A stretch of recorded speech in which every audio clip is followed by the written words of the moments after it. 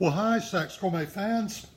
This is Steve Goodson, and as always, I'm speaking to you from our ultra top secret command and control bunker here at Saxophone World Headquarters, located in the historic Upper Garden District of Old New Orleans, the birthplace of jazz. More specifically, we're located in Sector R.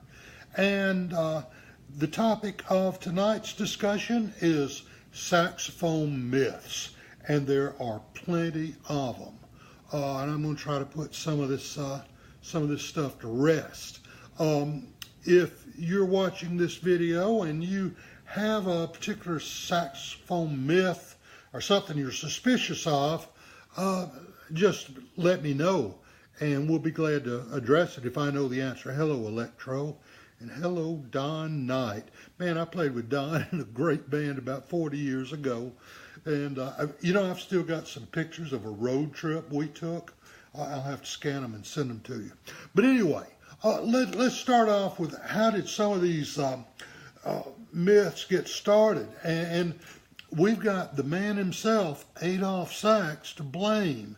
Because, honestly, Adolphe Sax enjoyed the reputation of being somewhat of a huckster and promoter, and when he invented the saxophone and made it public, and nobody knows when he actually started on this, but sometime in the early 1840s he began to show it, and he had some rather extravagant claims, and one of them was that the saxophone, at last we had an instrument that was very, very close to the human voice. And by that, you could fill in the chorus and have something that would play in tune. And really, that's not a bad idea. And I'll tell you, in some bands I've played in over the years, every now and then, my saxophone did some backup vocals when, it was needed. Another thing that Sax did, and I don't know if we could call this a myth. Well, yeah, we can. And here's what it is. He said the saxophone, my invention, is going to be an entire family of instruments, from an octo bass in G up to a sopranissimo, which would be in B flat. Well. The thing about that is patent drawings were for the octo bass in G. God knows how big that would have been, but there wasn't one. Yeah, so I thought that was kind of presumptuous of his. I want to start off the mythology with my very favorite one. Hey, Dwight, this keeps rearing its ugly head, particularly among, I hate to say it, among classical players of the Rasher school. And that's about the Bisher saxophones having a parabolic bore. And by that I mean a bore that does this up at the top. Now, there's a good reason based in science as to why we might want to consider a parabolic bore. And that is, if you think about it, the overtone series, the naturally occurring overtone series, gets progressively sharper as we get higher. And if you enlarge the diameter of the bore at any given place, you're going to lower the pitch of the notes right in that area. Well, so if we're having a hard time getting the octaves to match, then maybe we could do a little and have a parabolic bore. Well, the problem is that kind of screws up a lot of things in the fundamentals. Before we get into the second octave, which are all overtones, and it's just really hard. It complicates the situation of making the octaves match. You'll see a sort of kind of adjustment on some sopranos where they have a little stepped bore up around the C tone hole. That's sort of what we're talking about.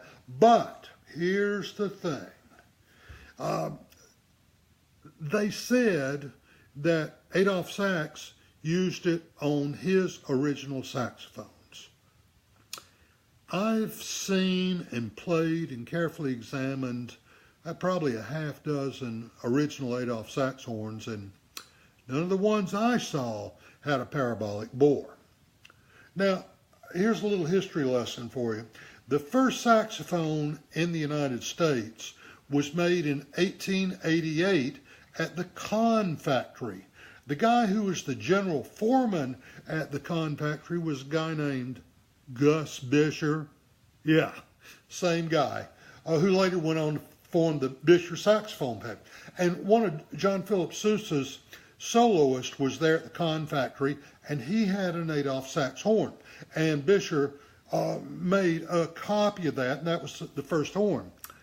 Well, I think that horn's been lost to history, but to the best of my knowledge and the best of my research, that horn didn't have a parabolic bore. Now, here's some other things that I think kind of help to refute this ridiculous claim of a parabolic bore. I know a little bit about saxophone manufacturing, having been in that business since right after the earth cooled, and I want to tell you that it would cost a little more and be far more complicated to make the tooling necessary to make the body tube if the bore was going to be parabolic. But you could do it. It's possible. I have measured an awful lot of Bisher saxophones looking for the elusive parabolic bore. It ain't there, kids. I've never seen it. And I have owned Bisher sopraninos, sopranos, altos, C melodies, tenors, baritones, and basses. And none of the ones that I have owned or that I have ever seen had a parabolic bore.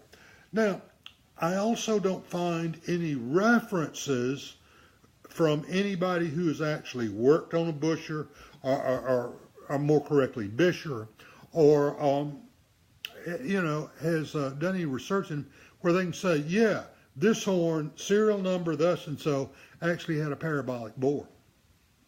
I can't find that. Most importantly, and I think this is the fact that really kind of clinches the deal, if I had gone to the trouble and the expense to make the mandrels that form the body tube, so I ended up with a parabolic bore, I would have damn sure mentioned that in my advertising. And I've got a huge collection of vintage saxophone magazine ads. You can see those at my saxgourmet.com site. And you know what? Bisher is suspiciously silent on the topic of a parabolic bore. They never mentioned it. They never made that claim. They had ample opportunity to do so. And believe me, in the early days of the saxophones in the United States, there were some pretty extravagant claims made, but having a parabolic bore was never one of them. So I think we can put that to bed. Now, here's my next favorite one.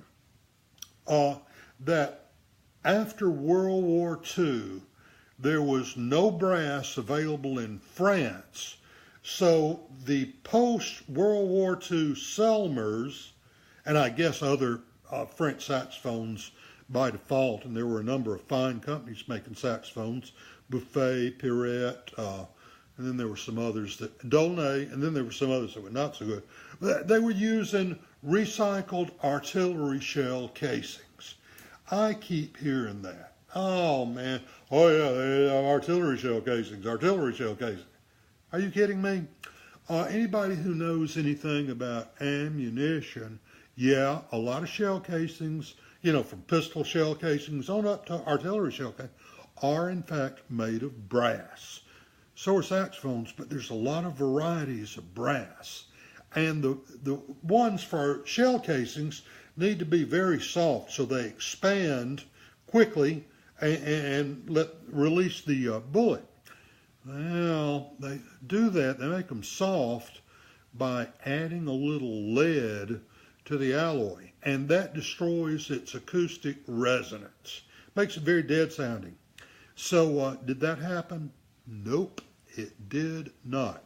Now, I keep hearing this and hearing this and hearing this. And on top of that, I heard that when they couldn't get artillery shells, they took the bells from churches that were destroyed and they melted them down and made, brass for saxophone out of church bills. And there's even some yo-yo. I don't remember the guy's name, and I wouldn't call it if I did, because this is idiocy. It's got a video on YouTube about Selmers being made from church bells. Well, I want to tell you something. I kept hearing this. I've heard this all my life. I got my first Selmer. My folks bought me my first Selmer in 1964. So I'm kind of familiar with this. Who did I ask about this? Well, I was at given a clinic, and one of the other clinicians was none other than Jerome Selmer. So I asked Jerome, tell me about this. And he laughed, said he had heard it all his life too, but he wanted to assure me that the Selmer company had always bought their brass from one supplier only, and they never used any church bells, and they never used any artillery shells. Hello, Lawyer Giles Davis. Good to have you with us tonight. So, we can kind of throw that away, yeah, because I trust Jerome Selmer. All right, now, here's another one that I keep hearing, and that's about saxophone shapes having an impact on the way they sound. And let's start with low B flat baritones sound better than low A baritones. Are you kidding me? Okay, let me explain something to you. I consider myself a baritone player by profession. It's my very favorite among the saxophones. And here's reality. Hello, Miss Donna. Glad to have you with me. Here's the reality of this. Think about it. Your baritone sax bell is going to come up to right about here when you're wearing it around your neck. And that low A bell may come up as high as this. Your ear doesn't move. So the way that sound interacts with your ear, the player's ear, is different. How does it change to the audience's ear? It does not. Did you hear me? It does not. And I got some kind of high-tech electronic test gear here in my studio, and we've even checked it out with that, tried both of them. Doesn't make a damn bit of difference. And people say, well, you played a low B flat Barry for years. Yeah, I for many years I played the Purple Monster, my purple 1955 The Martin. It's because I like the horn.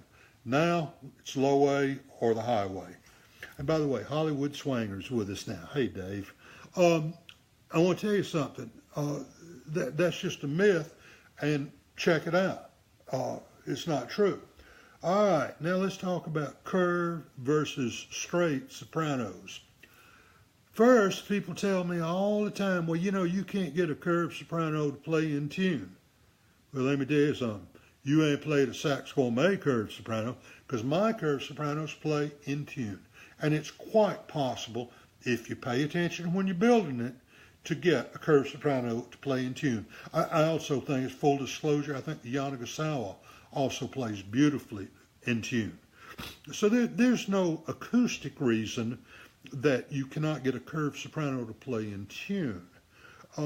And that is not to say that a straight soprano is going to be better at intonation, because it's not. It is just not true. There is no, or potentially no difference if you're paying attention. Now, when that energy wave goes around a curve, you got to pay attention to that. You got to think like a plumber with, water going around a curve into pipes. But, yeah, you can make them play in tune. It's not a no-brainer, but I've done it and other people have done it. Now, people say that a curved soprano sounds different. Well, of course it does. I used for many years a Saxophone Saxello style, and in Taiwan they call them an arc soprano, where you have a curved neck and a slightly curved bell. And boy, you can point that bell right at the microphone. That's a big plus. I later switched to a curved soprano. Why?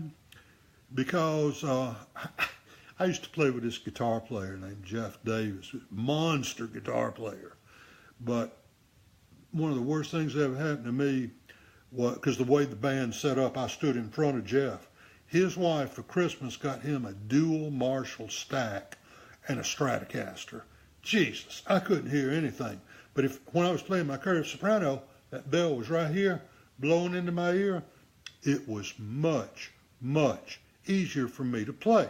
Now, another thing about straight sopranos, if you're playing that at the correct angle. Now, if you were taught correctly, remember that we want to have our curved soprano at the angle of about 60 degrees. Johnny Evans from Kid Rock's band. Hey, Johnny. We don't want to hold it like our clarinet. You know, it's a different angle. But no matter which angle you're using, it's going to be blowing into the floor. And you're going to be hearing a reflection, and that's not going to be the true sound of the instrument. So, you know, I'm telling you, the curved sopranos, I think, are a lot easier to hear. And I know when we were designing the Steve Goodson models, and now later the even better Saxophone curved sopranos, and coming next year, the all-copper Super 400 Series 2 curved sopranos. The curved sopranos are just easier to hear, and we were able to make them. We spread the key touches out, where the key touches are spread almost as big as an alto, so it's easier to finger. So really, I would recommend, and I'm out of curved sopranos right now, so you're safe from me for the time being. But I would highly recommend, if you're going to play soprano, try a good curved one. And I think you'll be very pleased with the results. All right, here's another one that makes me crazy. As many of you know, are the ones who've known me for a long time, up until about, 10, 12 years ago, I worked for a company in Texas called Orpheus Music. Now, Orpheus Music was we made I was in charge of manufacturing and instrument design. And Orpheus made LA Sax, Vespro. We were the distributor for B&S. We were the distributor for the fine pearl flutes. We also had some relationships with a number of other companies. So I got to see a lot of different saxophones and try out a lot of nifty design ideas. One of the things that we did is that we manufactured some straight altos and even some straight tenors.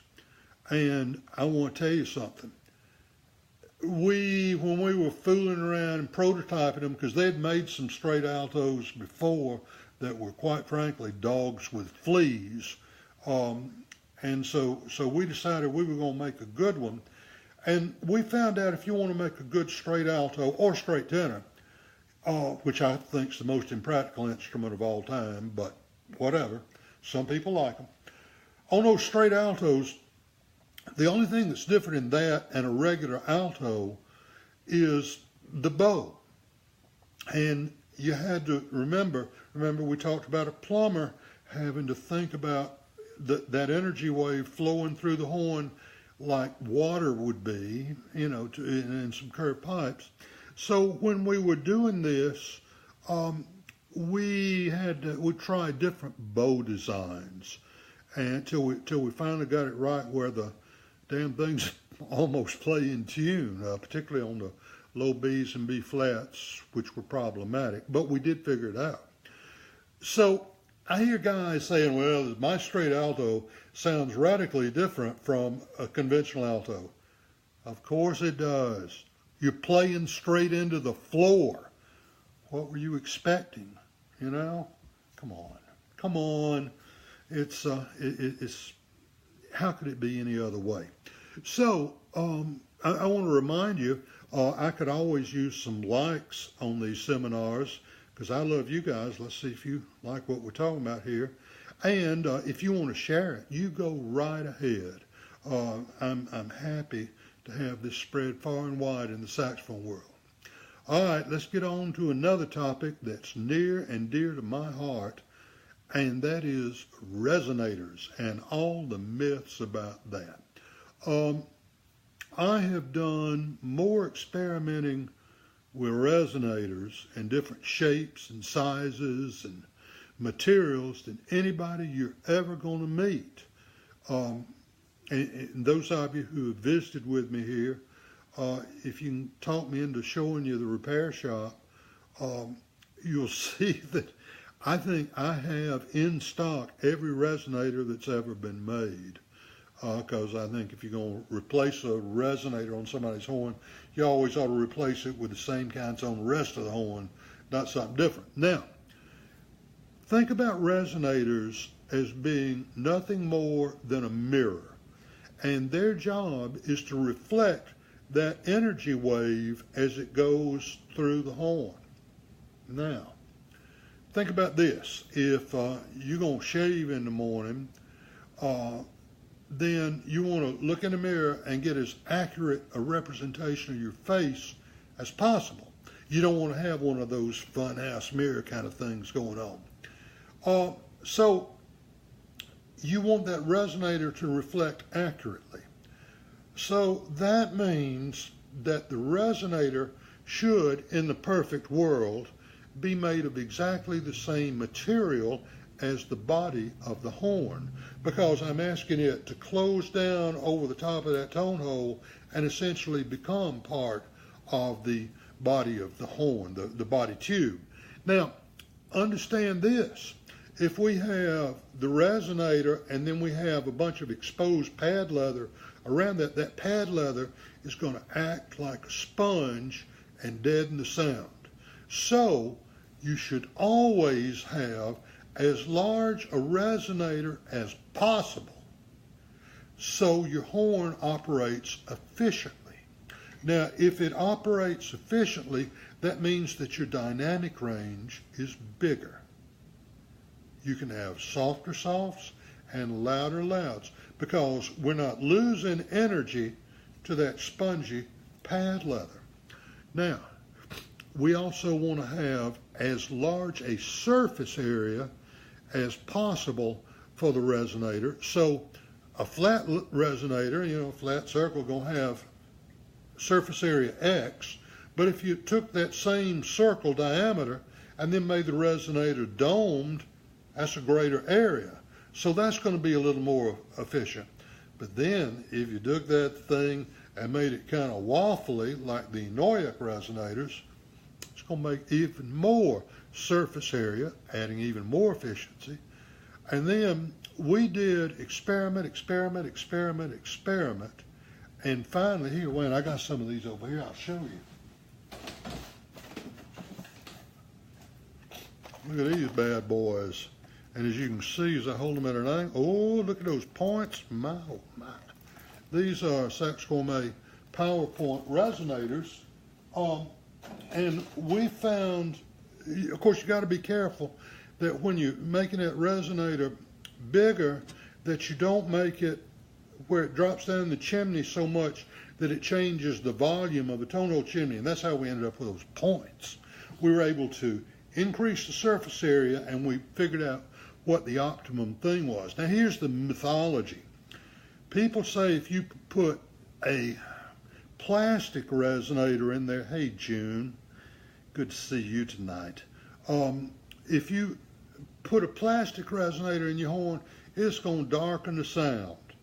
It's going to do no such thing. What it's going to do is it's going to make your horn less efficient. Your horn is not going to kick that energy wave back into the body tube where it ought to be. And so you're giving plastic doesn't vibrate the way or reflect as well as metal.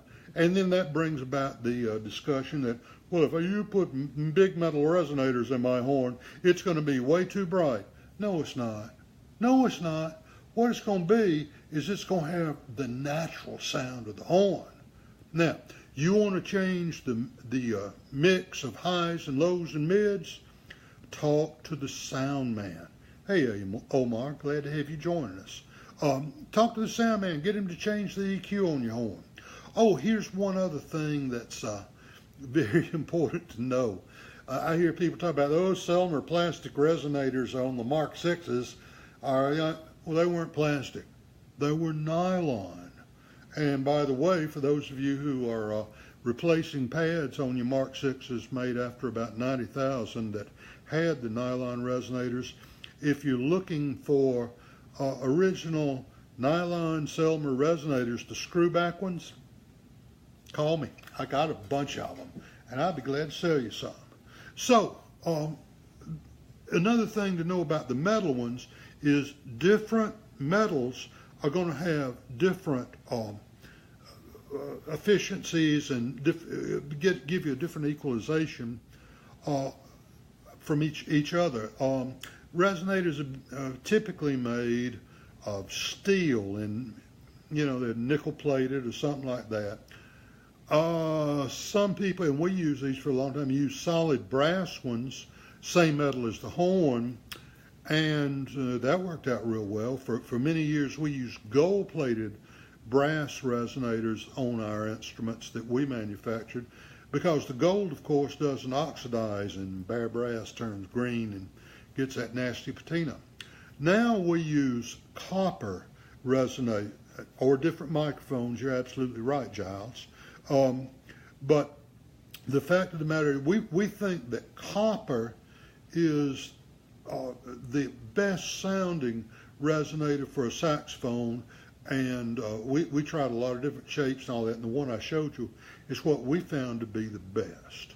So at any rate, there are also some people out there that have solid silver resonators. I had some in let's see, what was that? I had a B&S Medusa at one time that I put some solid silver Resitec resonators in there, and they were pretty. They sure were. They were damn sure expensive. I don't think that silver resonators sound different than other things, but silver, we found in our experiments with necks, silver responds a little quicker than gold or copper. So, maybe that was there. And I understand that on special order you can get some solid gold resonators. We've gold plated plenty of resonators. We do that now on some of our Maestro resonators that we get from Music Medic. But I don't know. Solid gold resonators are very, very expensive. All right, now let's get around to another one of my very favorite saxophone myths, and that is about stencil horns. People are all the time telling me, well, Steve, I've got a Pan American or an Elkhart or what, and Pan American's the same thing as Con. In your dreams. The American stencil horns, and of course nobody makes saxophones in the United States anymore, so there are no American stencil horns. But the American stencil horns, and all the American makers made them, Con, King, Bisher, Martin, Holton, everybody was in the stencil game, because when they had some excess manufacturing capacity, they would make you a run of horns for your music store, and you could put your name on them, or they may have another brand, like Con had Pan American. And the Pan Americans were not made on the same tooling as the 6Ms and 10Ms. They were made on the older tooling from the new 1-2s. And that's different. That's different bore taper, boys and girls. That's different tone hole placements. They didn't roll the tone holes. They used different necks. I think the bells were different, but they're different horns. And so, somebody trying to sell you an old crappy Pan American, an old Elkhart or something like that, they're going to say, oh yeah, same thing as a Con, the same thing as a, whatever. They're not.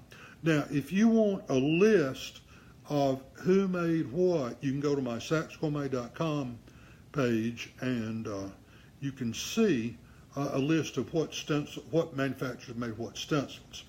Now, there's also a rumor going around, it's not true, that you can look at the serial numbers of Pan Americans and figure out where it is by looking at a con chart. No, you can't. Pan American serial numbers, I think this is true of all of them, always have a P in front of it. And I never have been able to figure out whether that was truly a sequential serial numbers on the Pan Americans, and did it include stencils we'd make for John Smith music or something. I don't know, and I don't know anybody who does know. If anybody does know, I'd appreciate if you'd let us all know, and I'd be glad to share it with you. Now, another thing that I hear all the time, this is one of those myths, and hello Betty Lou, I've been involved in this, for the last 25 years or so, is about Asian-made saxophones. Now, you guys need to get over the fact that virtually the entire industry, with a couple of exceptions, Selmer, Raponi and Kazoni, and Amati, a couple of other smaller companies, still making horns in Europe, but everybody else moved to Asia. Nobody makes horns in the United States. And people say, well, all those Asian horns are just copies of Selmer's. No, they're not. Now, granted, a lot of them are. And I don't know if I've told you this story or not, but there is a gentleman from Asia, who I shall not name, who, first time I met him, and you have to get introduced to this guy, I went to his hotel room in Los Angeles, and he had there on his bed 3 altos. One of them was a dead ringer, perfect copy of a Selmer Super 80 Series 2. One of them was a dead ringer copy of a Yamaha 62. One of them was a dead ringer copy of a Yanagisawa 901. And he said, which one do you want? I'll put your name on any of these. Or we can put the Yamaha keywork on the Selmer body and the Yanagisawa neck on, or we can mix and match.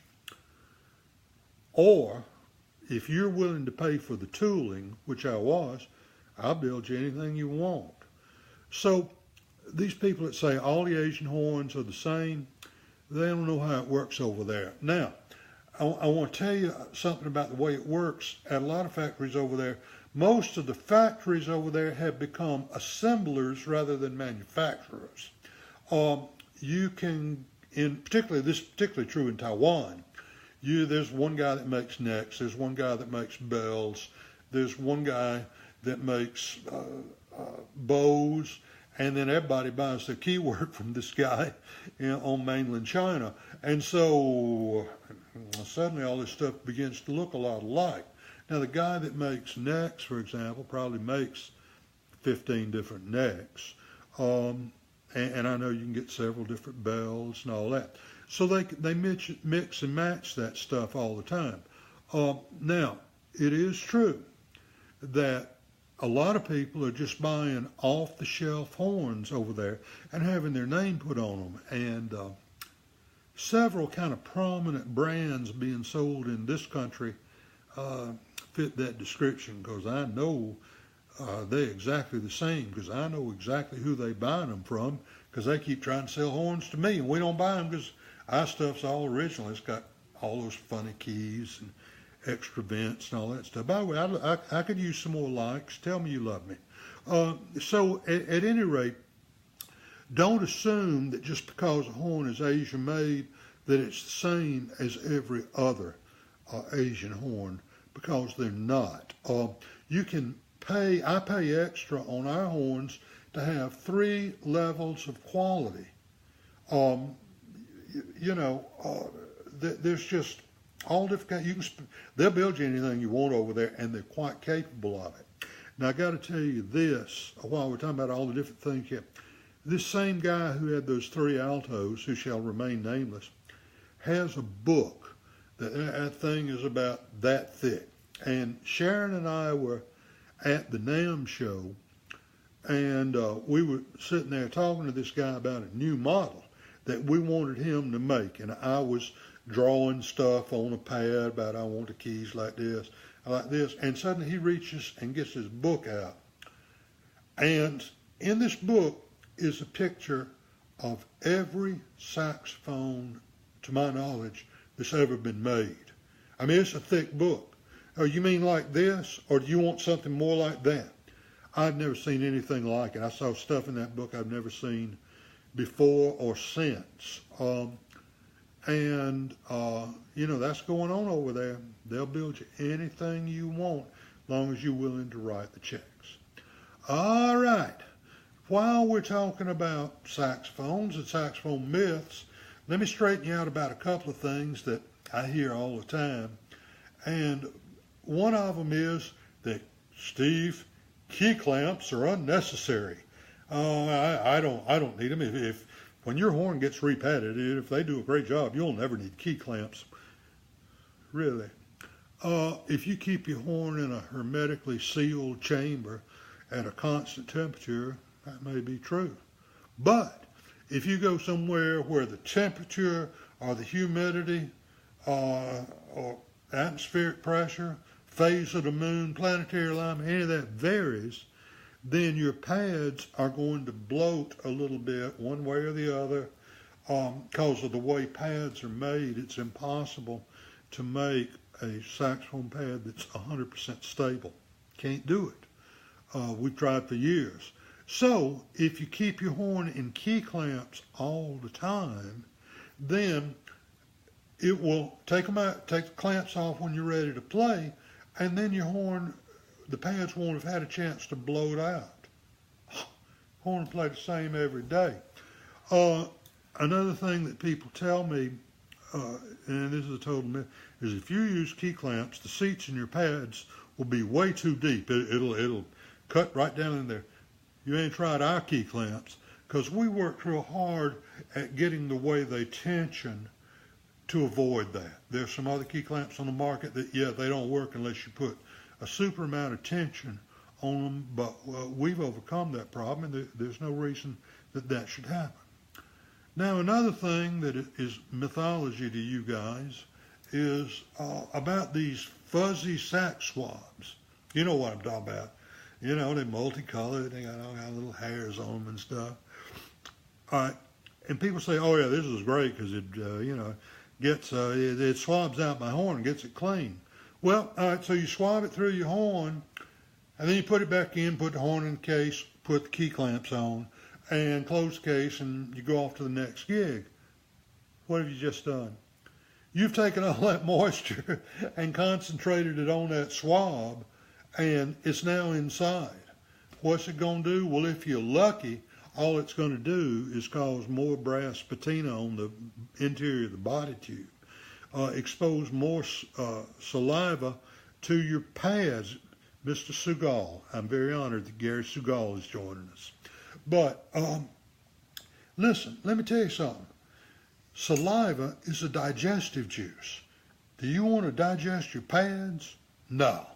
So, those swabs do an okay job of cleaning out your horn, but don't leave it in there. Take it out, put it somewhere else, away from your horn. And for God's sake, don't leave one in your neck.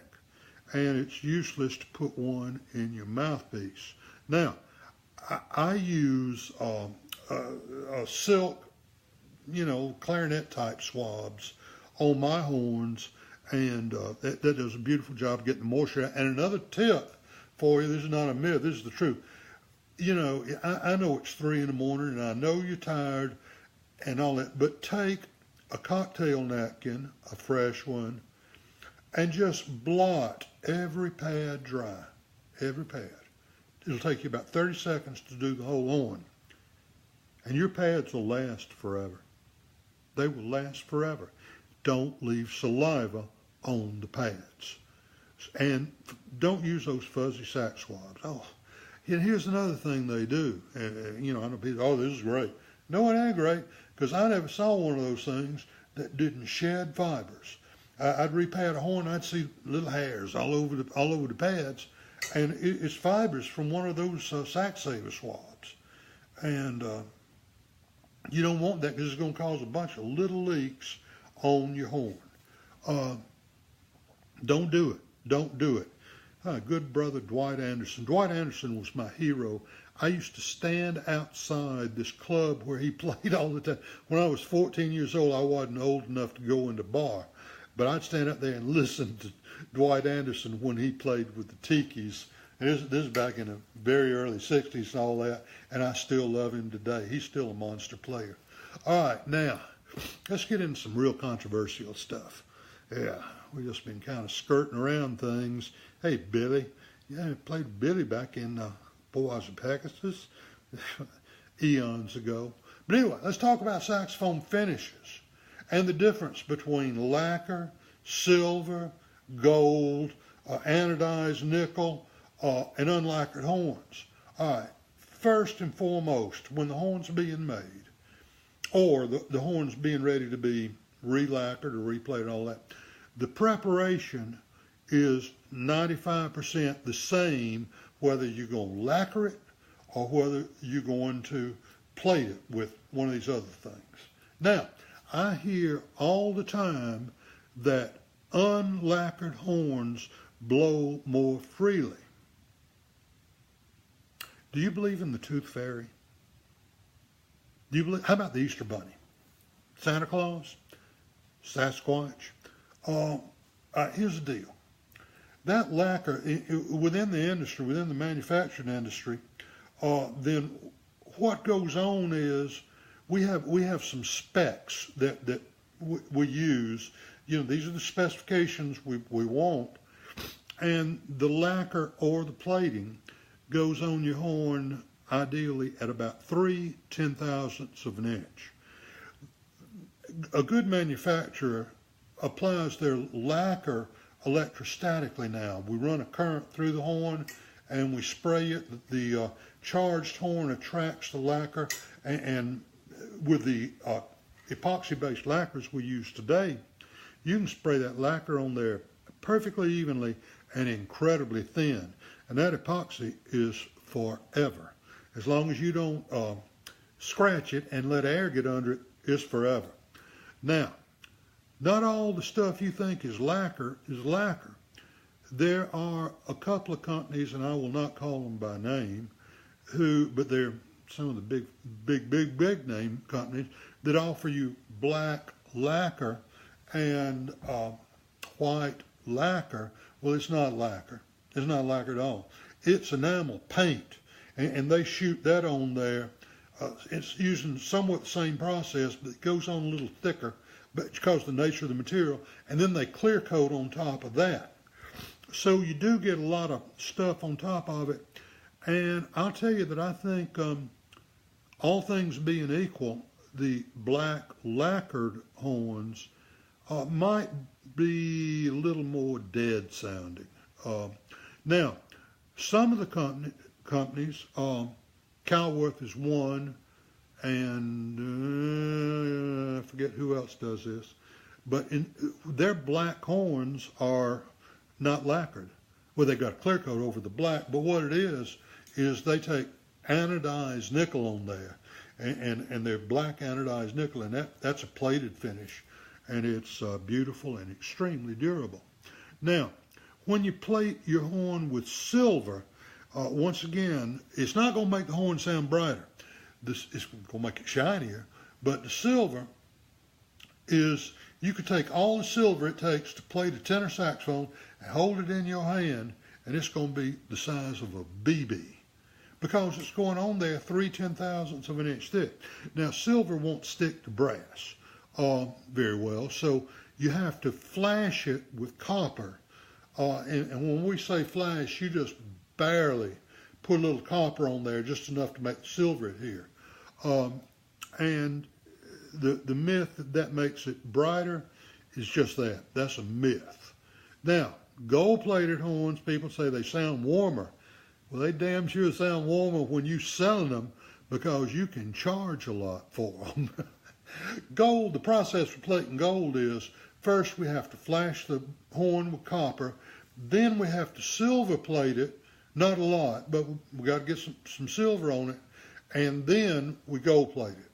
So it is a more expensive process. Now, I'm going to tell y'all a secret. If you go down in price certain big name horns, and you say, oh, how much you charge me for a gold-plated one? Hell, they're going to tell you they're going to charge you $2,000 or $3,000 extra just for the gold plating. Let me tell you what they charge me. I can get any horns lacquered for this price. I can get them silver plated for that price last time I checked, plus $48.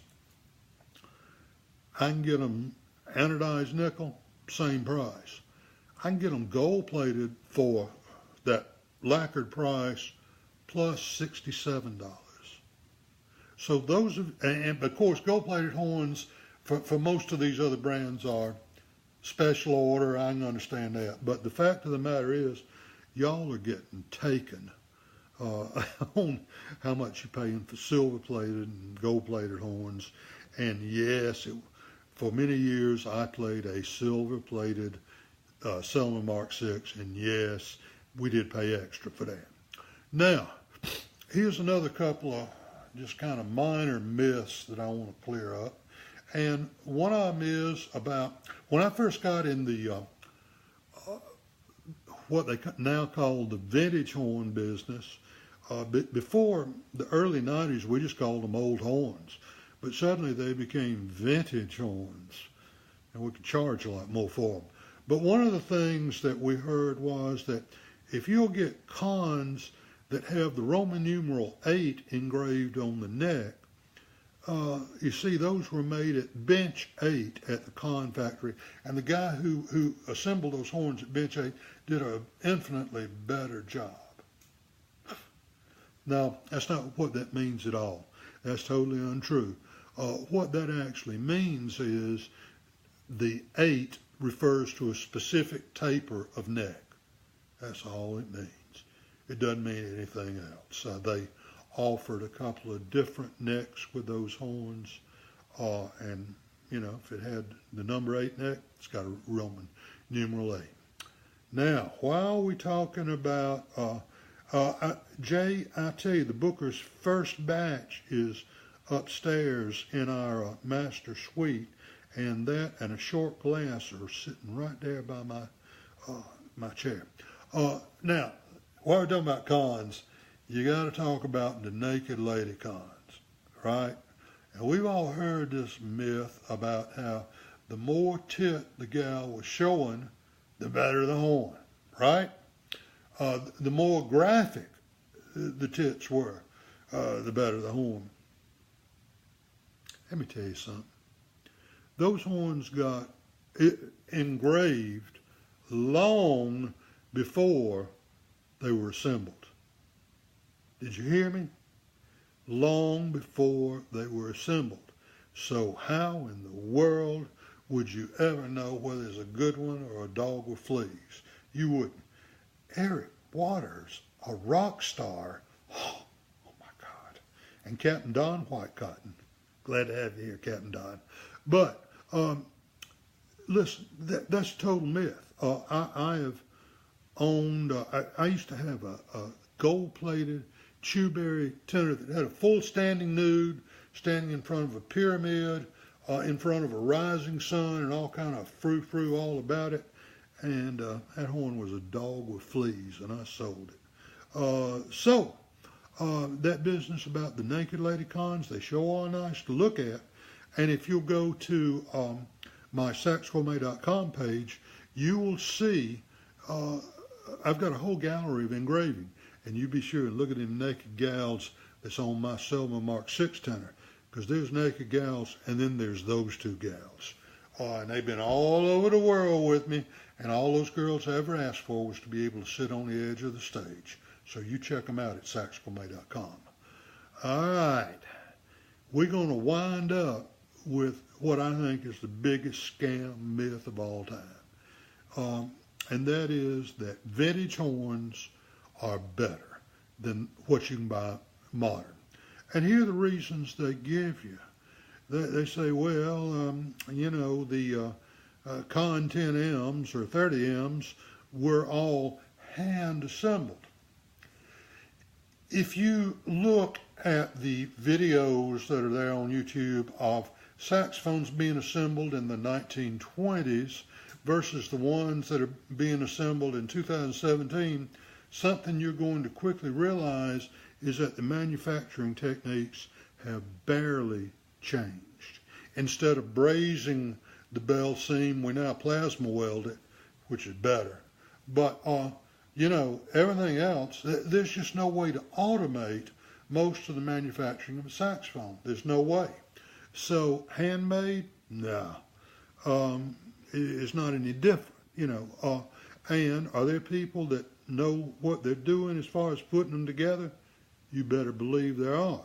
Now, there are people that don't know what they're doing, but if you want to try some that's been put together correctly, come down and see me. I'll show you some that's made at the Crown Hope factory for us, to our specification. Or come next time I get a load of horn to help me unload the container. And just I'll play 20 of them that afternoon, and they all play the same, because they're guys at that factory that are the best assemblers in the world. Then people tell me that, well, Steve, you can't possibly duplicate the sound. Let me tell you something. We hired a metallurgist to advise us, because all the information on metallurgy in the saxophone manufacturing business is anecdotal.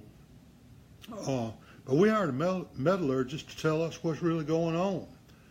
And here's what we learned. You can do analysis on any alloy, and they can tell you exactly what's in there, and any alloy can be duplicated. Did you hear me? It can be duplicated. Now, I think there is something to the fact that a horn, like a good pair of shoes, if it's been played for 20 years, that metal is going to free up a little bit, and it's going to respond more easily to a given range of frequencies. I believe that. So I called upon my dear friend Dave Lovett up in Indianapolis. Dave actually used to get me to come up and let me play with his band too, but one of the businesses Dave's in is his company manufactures cryogenic equipment. And Dave went to Purdue, and he knows all about that engineering stuff. So I send my horns up there, and Dave cryos them, and cryogenic treatment, I hate to use the term loosens up that metal, but it breaks it in. And then I got brand new horns that play just like a 20-year-old horn, because they're broken in. And so, yeah, I can duplicate that. Nothing to it. And don't tell me you can't do that until you've tried it yourself on a horn you know, before and after. And then I hear this business about, well, you know, Coltrane played, a super balanced action. And listen, if Coltrane was alive today, I would hope he's playing a Sax Gourmet Category 5 or at least a Super 400 Series 2. Or if you're making a living, you owe it to yourself to play with the best equipment available. Super balanced action was, what was available when Coltrane got out of the Navy, and he first played in Earl Bostic's band, and then he went out on his own, and then he got used to that horn, so he played it for his career. Sure, I've still got some horns that I had when I was 14 years old. I'm used to them. Nothing wrong with that. Play what you used to. But if you're making a living, play with the best equipment you can get. So that's about all the rumors that I have to address for you tonight. I'm sure that some of you will undoubtedly come up with some more, and when you do, let me know and we'll try to address them in a future edition. So, this is Steve Goodson signing off. Remember, I'm down here in our ultra top secret command and control bunker here at the birthplace of jazz, New Orleans. And everybody remember, practice long tones every day and keep your reed wet. Goodbye for now. Thanks for watching.